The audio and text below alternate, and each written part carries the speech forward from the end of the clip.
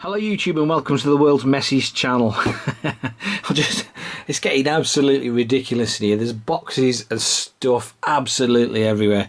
I must have a good clean up. It's just getting ridiculous. Anyway, at least you know these reviews are real. Right then, today's review, we are looking at the Eachine E130 6-axis gyroed helicopter. This has very kindly been supplied by Banggood for review. I've never reviewed a helicopter or even flown a helicopter in my life, so this is going to be interesting. But apparently this E130, this latest version anyway, has got some really clever electronics, very similar to the Spitfire, but it's got some very clever electronics that allow even an idiot like me to fly it. Anyway, before we crack him open, let's have a quick look at the box. We've got 1 key takeoff and 1 key landing. That sounds fantastic already. 6-axis gyro. Like I say, I think it's got some very clever electronics, just like the Spitfire. 2.4 gig radio, powerful motor, ready to fly, USB charging cable. Very importantly for us, it's crash resistant, and it's got something called altitude hold, which sounds fantastic. Anyway, let's get into it. Right then, in the box we've got 1 instruction manual, which I will be reading in its entirety, because like I say, I've never ever flown or know anything about model helicopters whatsoever.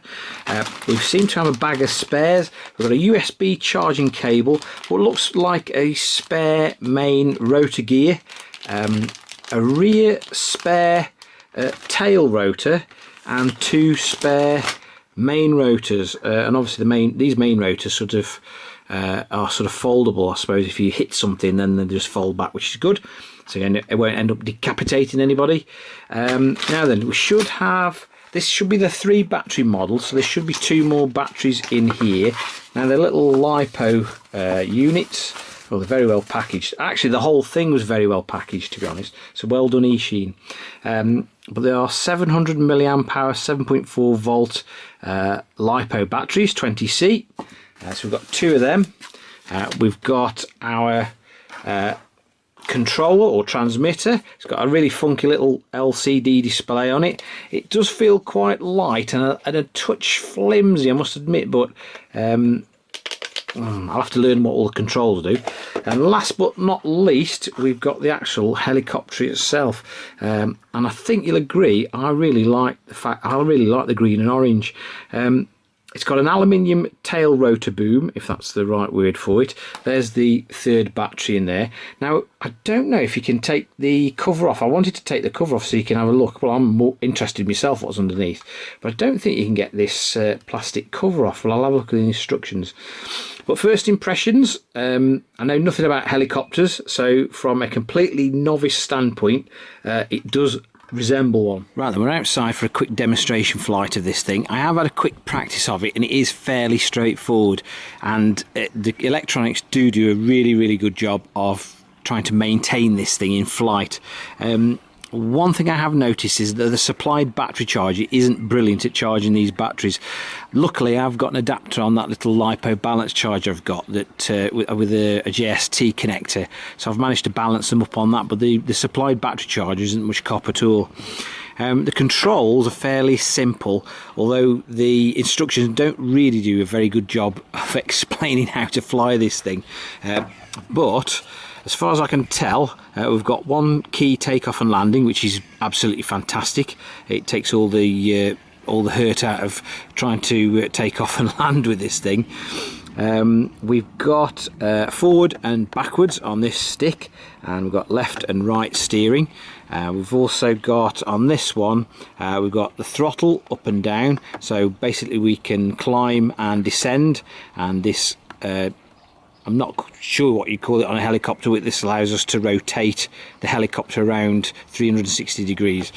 So the main controls that we're concerned with at the moment are these ones here. But anyway, we'll have a little bit of a demonstration flight in the garden, and then I think what we'll do where there is a bit more space, and I'm not going to decapitate any more flowers, we'll take it out into a field or somewhere and try and give it a good fly round. Now, to get this thing to fly, we first turn on the transmitter, so the light's flashing at us there.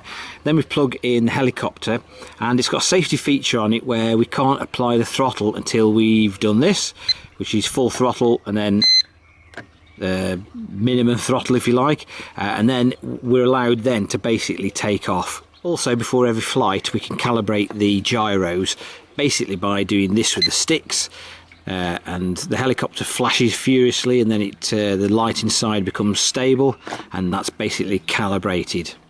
Right, now this is the tricky bit, filming it. I'm going to show you the one touch takeoff. I've already set the trims on the control. I mean, you basically use these buttons here, but I've already set the trims on the control, so we should get a nice stable hover. So here goes, one touch takeoff. So there we go. I mean, it does actually hover really, really nicely. I mean, it's dead stable in the air. I mean, the electronics are really clever.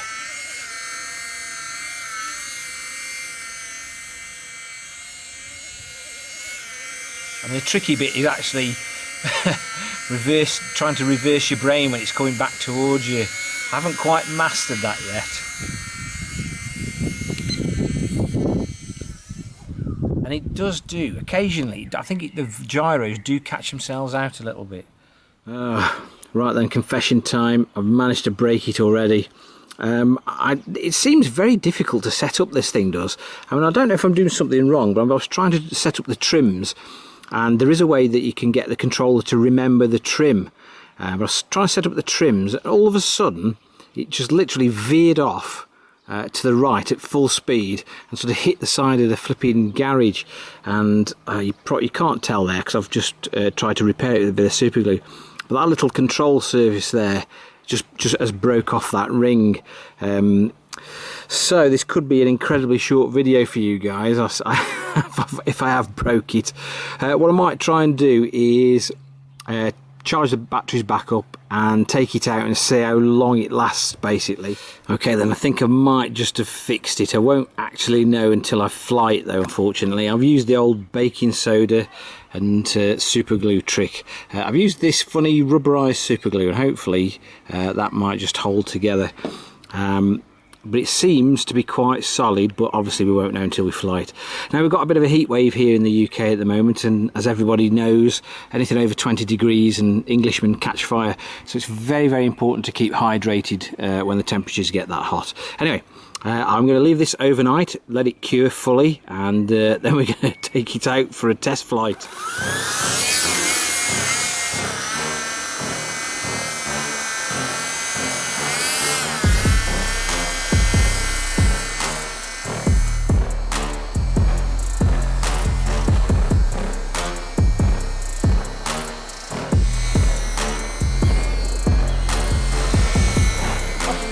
Turning every couple of seconds.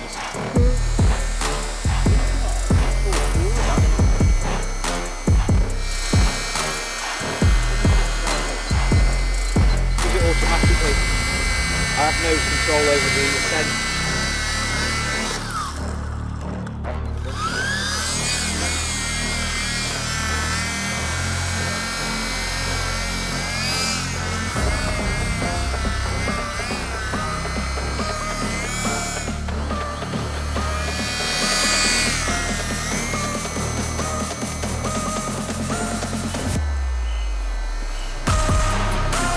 You'll get some good edits. Will do.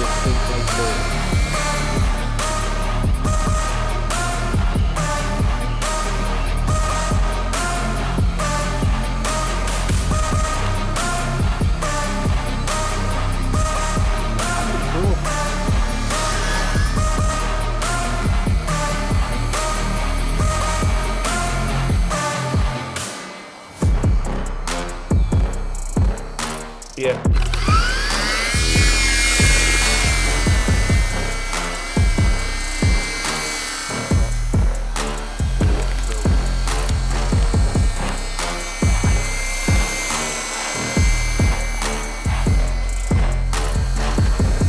I'm sort of feathering the forward. Still just wants to do.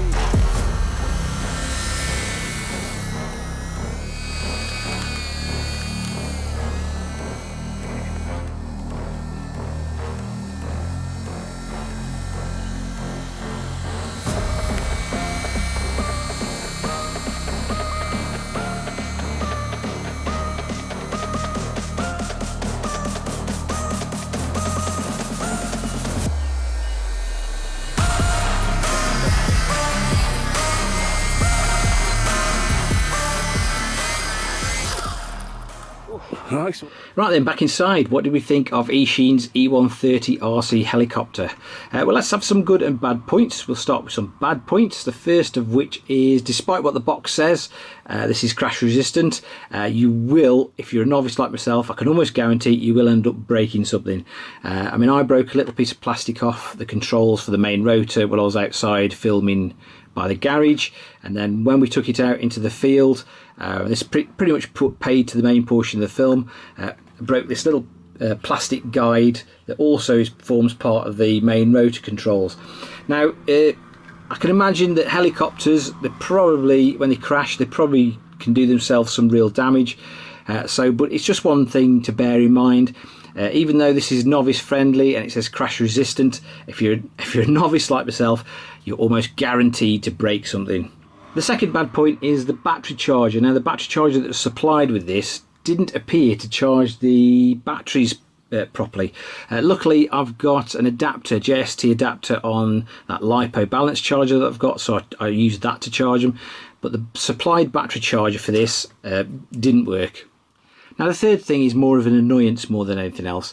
It's the fact that I did find the instructions a little bit vague and ambiguous at times, and I suppose when you've got something as complex as this, you want them to be quite clear and concise, and to be honest, I just didn't get that at all. I ended up watching a few YouTube videos and finding out how to fly this thing from them. Now, the last bad point I've got on my list also features in the good points, and it's to do with the intrusive stabilization system on this thing, and it does rob you a little bit of the joy of flying this thing, and I'll explain why. Now, it's not really much of a problem when you're maneuvering the helicopter, only when you're going forward, unfortunately. But you'll nose down. I'm not too familiar with the exact helicopter terminology, but you'll nose down, you'll start to make decent forward progress, then all of a sudden the stabilization system will kick in for some reason, and it will literally nose the helicopter up, stall it, move back slightly, and then it'll start to hover before you can start to make decent forward progress again. Now, it will continue to do this in like a sine wave. We did try and fly around it and didn't really manage to get rid of it completely, but it did become a little bit of it did ruin a small amount of the fun of flying this thing. Now, it wouldn't be so bad if you could actually tone down some of this intrusiveness with regards to the stabilization system, but unfortunately I think it's hardwired in. It's not like the Spitfire, where you've got sort of beginner, intermediate and expert modes where you can knock some of the assistance off. With this, you're stuck with it, and it's sort of like having a big brother there all the time, and you'll start to be having some fun with it, and it'll just say no, sorry, and stop. So that's the last thing on my list, is the fact that it is quite intrusive with regards to the stabilization. Right, let's have some good points. Now, the price of this thing, 65 quid or $79. Not a lot of money to spend on a little RC helicopter. I mean, some of these things can cost thousands and thousands, can't they? And it was 65 quid for the 3 battery model as well, which I would highly recommend if you're going to get the 3 battery model. But the price, cheap as chips. Now, the second good point is battery life. Now, it says 15 minutes per battery, which is approximately correct. And if you get the 3 battery model version, obviously there's almost 45 minutes of runtime with this thing. So the battery life, it seems, is excellent. The third good thing about this thing is the fact that you can get all the spares for it, which if you're a novice flyer like me, will be very, very important. So the spares backup for this Eachine helicopter is excellent, because you'll probably need some. Now, the next good thing about this thing is the weight. It's well under 250 grams with the battery in it. So here in the UK, you don't need any special licenses or certification, or you don't need to pass any online tests. It's perfectly legal to get it out of the box and go and fly it. Obviously, you'd have to make a note of if there's any restricted airspace that you couldn't fly it in, but basically, you don't need any licenses or red tape to fly this thing. Now, the last good point I've got on my list is the stabilisation system, and I know I complained about it a little bit earlier on, but it is a good point because it does allow you, as a complete novice, to go and fly an RC helicopter and make a reasonable job of it. There's some very, very clever electronics in here, a little bit too intrusive at times for my liking, but the very clever electronics do allow a complete novice like myself to go and fly an RC helicopter. Right then, conclusion time. Would I recommend Eachine's E130 RC helicopter to anyone? And I'm going to say, on the balance of things, yes, I would. I mean, if you're in the market for a novice-friendly helicopter, you're thinking of dipping your toe in the water, you don't want anything too expensive, you don't want anything too complicated to fly, you want something where the parts are easily available and cheap for when you crash it, because you will crash it, then I think you could do a lot worse than this. And I know I complained about the stabilisation system on this and the fact that it's quite intrusive. There's no denying the fact that it does actually make the job of flying this little helicopter pretty straightforward, even for an idiot like myself. I mean, if I was a little bit more experienced with helicopters, I think I would avoid this one. But if I was just starting out and I wanted something that basically take the frustration out of flying something, then I would definitely think about buying one of these. Once again, a massive thank you to Banggood for supplying the helicopter to the channel for review. There will be an affiliate link in the description to where you can get one of these. I would strongly suggest that you buy the 3 battery version, and I'm pretty sure at the moment these are on a flash deal, but don't quote me on it. And as ever on the channel, if you've enjoyed the video, please give it a big thumbs up, and if you're feeling that way inclined, please consider subscribing. It makes a massive difference. Once again, guys, thank you for watching, and I will catch you again very soon.